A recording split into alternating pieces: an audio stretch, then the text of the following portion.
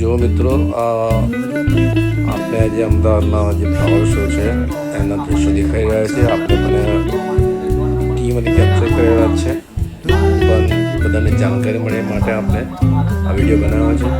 તો તમે જોઈ શકો છો આ બહુ જ પુસ્તકોનું પ્રદર્શન છે. આ સ્પોર્ટ ઝોન છે. સ્પોર્ટ ઝોનમાં બી અલગ અલગ રમતોના સિમ્બોલ મૂકેલા છે. ઓલિમ્પિક છે, ભારત જીતેલા એ દ્રશ્યો જોઈ શકાય છે. બાજુમાં બૌદ્ધ વૃક્ષ મૂકેલું છે. પુસ્તકોનું જ્ઞાનનો પ્રકાશના દ્રશ્ય છે.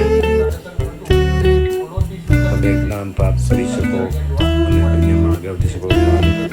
આપણને આગળ લઈ જાય છે. એ સ્ટેચ્યુ બતાવી રહ્યું છે. આગળ સાયન્સ એન્ડ સ્પેસ સેટેલાઇટ છે. બાજુમાં અવકાશયાન બતાવેલું છે. ખૂબ સુંદર સ્ટેચ્યુ બનાવેલું છે. અંદરથી સાબિત તરફથી છે કહેવામાં આવેલું છે. તો ખૂબ મજામાં પડે એવું દ્રશ્ય છે અને ખરેખર આપણે દ્રશ્ય જોઈ શકો છો. બધી તમામ વસ્તુઓને શણગારેલી છે અને ફૂલનો જ ઉપયોગ કરવામાં આવ્યો છે. અને અમદાવાદમાં ફ્લાવર શો ખૂબ ફેમસ છે. ઓપનિંગ થયો છે અને 22 જાન્યુઆરી સુધી રહેવાનો છે. તમે જોઈ શકો છો આ ભાઈ આપણને દૂર સમજાવી રહ્યા છે કે કચરો અહીંયા ફેંકશો નહીં, જે તે ફેંકશો નહીં, સ્વચ્છતા રાખો. અહીંયા કેન્ટીન મૂકેલા છે. તમે જે પણ કચરો હોય વેસ્ટ તમારા પાર્ટી મેળવવાની જ્યારે આવે ત્યાં મૂકી દો. અહીંયા આ પવનચક્કી બતાવેલી છે. પવનચક્કી એ નેચરલ એનર્જી છે.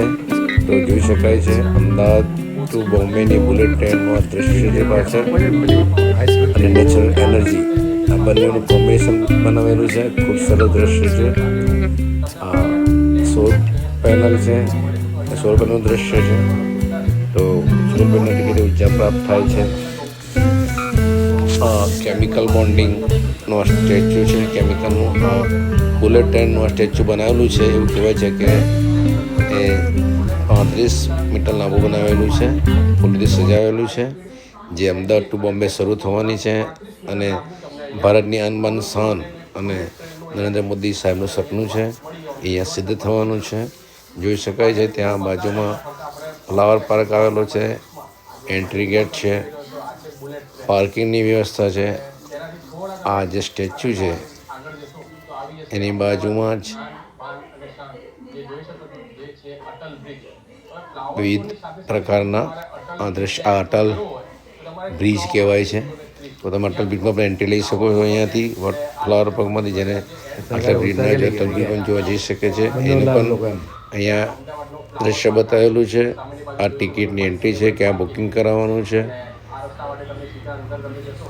ક્યાંથી એન્ટ્રી લેવાની છે, ક્યાં પાર્કિંગ કરવાનું છે, ક્યાં તમારે બ્રેકફાસ્ટની વ્યવસ્થા છે, મેડિકલની વ્યવસ્થા છે. કોઈને બીમાર પડે, કોઈને કંઈ તકલીફ થાય તો આ મેડિકલ કેમ્પ બનાવેલા છે. તાત્કાલિક તમે ત્યાંથી તમને મેડિકલની સુવિધા પ્રાપ્ત થઈ શકે છે. ખૂબ સુંદર આયોજન, સુંદર વ્યવસ્થા છે.